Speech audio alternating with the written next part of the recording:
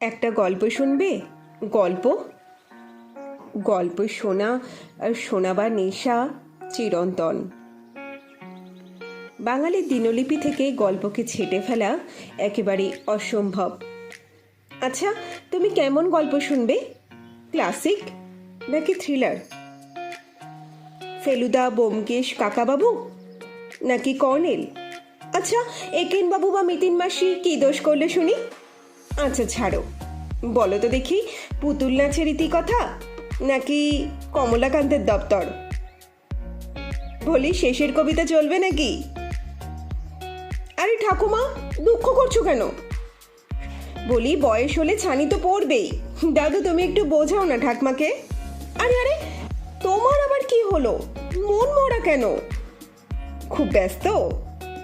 বই থেকে পড়ার সময় পাচ্ছ না? আরে কি দিদি, বাচ্চাটা তো কাঁদছে কেন গো? কি গো মাসিমা, বাচ্চাটা খেতে গিয়ে যে দেখি খুব বায়না করছে। ও কি একটা নতুন গল্প শুনবে? একই রাজারানীর গল্প বারবার শুনতে বুঝি ওর ভালো লাগছে না? আচ্ছা, ও কেমন গল্প ভালোবাসে? আরব্য রজনী, ঠাকুমার ঝুলি নাকি গোপাল ভাঁড়ের হাসির গল্প? আমি অনিন্দিতা। দাদু, দিদা, দিদি, দাদা ভাই, মাসিমা, কাকাবাবু, বন্ধুরা, তোমরা সবাই প্লিজ একবার এসো আমার ইউটিউব চ্যানেল বাংলা গল্প লাইন বাই লাইনে। কারণ এখানে আমি অনিন্দিতা কোনো নাট্য পরিবেশনের জন্য লেখকের গল্পের চালচিত্রের কোনো পরিবর্তন করি না। লেখকের আসল একদম অরিজিনাল গল্পই লাইন বাই লাইন পড়ে তুলে ধরি তোমাদের সামনে।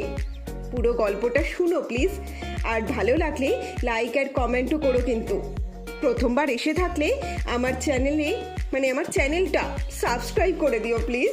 তোমাদের জন্য, তোমাদের গল্প শোনাবার উদ্দেশ্যে সাবস্ক্রিপশন কিন্তু একদম ফ্রি। আমি অনিন্দিতা বাংলা গল্প লাইন বাই লাইনে অপেক্ষা করছি তোমাদের জন্য। তাহলে দেখা হচ্ছে তো গল্পের মাধ্যমে।